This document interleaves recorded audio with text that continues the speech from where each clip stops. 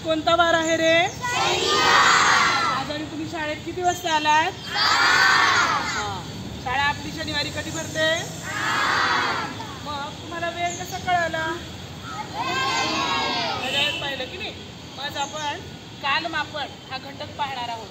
ती घड्याळ कुठे कुठे असते? घरामध्ये एकाकडे बोलायचं, गोंधळ नको. घरामध्ये कुठे असते? आणि सध्या आपल्याकडे मोबाईलमध्ये सुद्धा आपल्याला वेळ कळते का? आणि आज तुम्ही घरून पण घड्याळाची प्रतिकृती बनवून आणली आहे की नाही? आणली आहे का सर्वांनी? हे पहा, इथं माझ्याकडे पण आहे. तर आता मी त्याच्यामध्ये किती वाजले ते दाखवणार आहे. तर तुम्ही तुमच्या घड्याळात आणि आधी तुम्ही मला सांगायचं आहे किती वाजले ते. किती वाजले सांगा. आता सांगा. 11:30. आता पहा.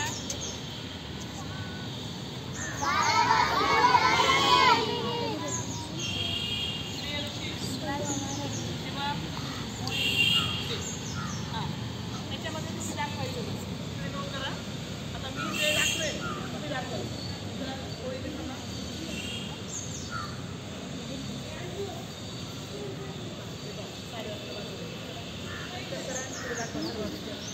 आणि हे मी बरोबर केलंय का नाही ते तुम्ही पाहायचं.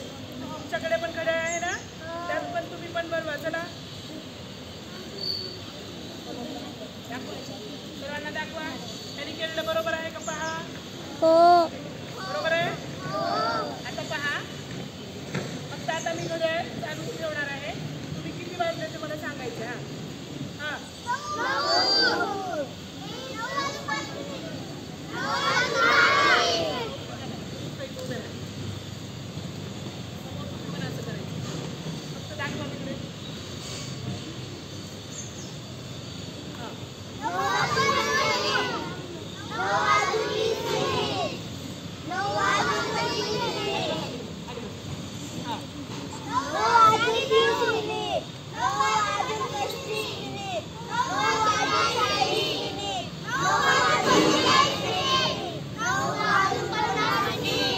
अशा प्रकारे आपण काय करू शकतो.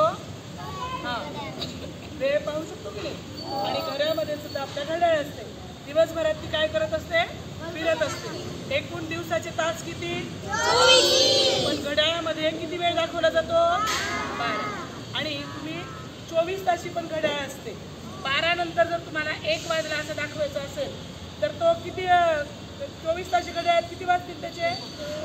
13 आहे की नाही. 13, 14 अशा प्रकारे ते वाढत जात असतं. आलं का लक्षात? तर 24 ताशी घड्याळाचा सुद्धा तुम्ही अभ्यास करायचा आहे. करणार का मग? आता